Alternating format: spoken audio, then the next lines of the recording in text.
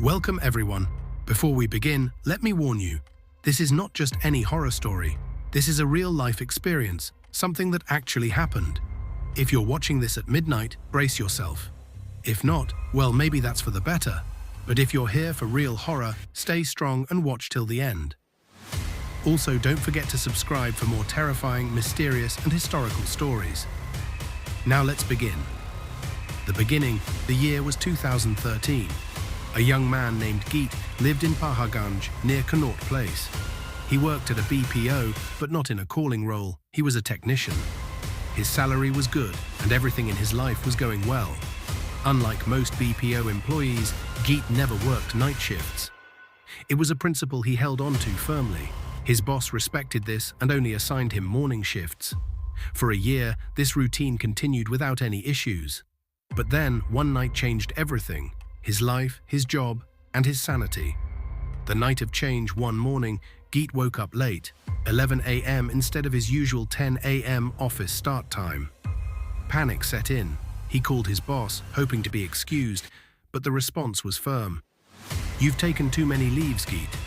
We need a technician. Since you missed your shift today, you'll have to cover the night shift." Geet hesitated. He had never done a night shift. He wasn't scared of anything in particular, but something inside him resisted the idea. However, he knew it was his mistake, and he had to accept the punishment. That night, around 8 p.m., Geet's boss called again. The previous technician had left, and it was time for Geet to step in. Reluctantly, he left his home and headed to Connaught Place. The silent streets, by 3 a.m., the workload was light, and his boss let him go early. Stepping out into the cold, silent night, Geet felt uneasy.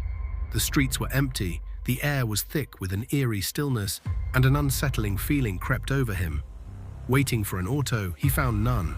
Paharganj is nearby, he thought. I'll walk a little. Maybe I'll find a ride on the way. As he walked, something felt off. Despite the streetlights, everything seemed unnaturally dark.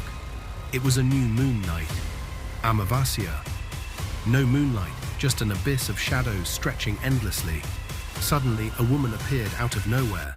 The mysterious woman. Her face was pale, eyes desperate. "Please help me, my son is dying," she pleaded. Geet froze. Just moments ago, there had been no one around. Where had she come from? Shaken but concerned, he asked, "What happened?" "He had an accident this evening. He's in the hospital, alone, with no one to help him.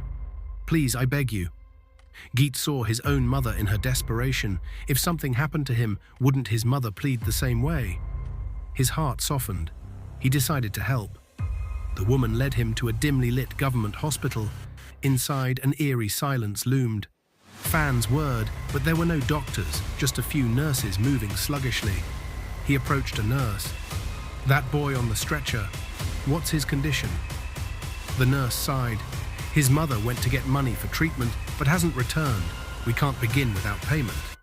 Geet turned to the woman. "Don't worry, I'll pay for his treatment." Handing over the money, he reassured her, "Your son will be fine. The nurse said it's a minor injury. Everything will be okay." The woman wept, blessing him.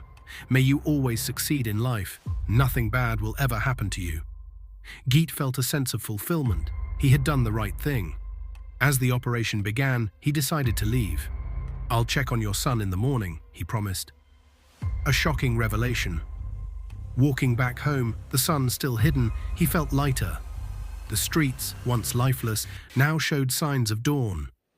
People emerged, the world waking up. Then he saw a crowd gathered ahead. Curiosity drew him closer. A woman's dead body lay on the street. His heart stopped. It was her, the woman he had just helped. Confused, he asked, "What happened?" Someone replied, "She died around 6 or 7 hours ago. She was hit by a truck while rushing to get her son's medicine." Geet's blood ran cold. "That's impossible. I was with her just an hour ago. I paid for her son's treatment." No one believed him. He ran back to the hospital, his mind spinning. Bursting into the ward, he saw the boy, alive, recovering. But his mother, she had died long before she asked for his help. Conclusion: a mother's love beyond death. This is not just a story. Many have shared similar encounters. Departed parents returning, unseen forces guiding their children. A mother's love is eternal, transcending even death. So respect your parents. Their sacrifices are beyond measure. Even when they are gone, their love lingers, watching over you. If you've ever felt an unexplainable presence, a helping hand in your darkest hour, maybe, just maybe, it was someone who loved you beyond life itself. If you want to hear more true horror stories, let me know in the comments. And remember, always respect your parents. They are the only ones who will love you unconditionally, even beyond the grave. Thank you for watching.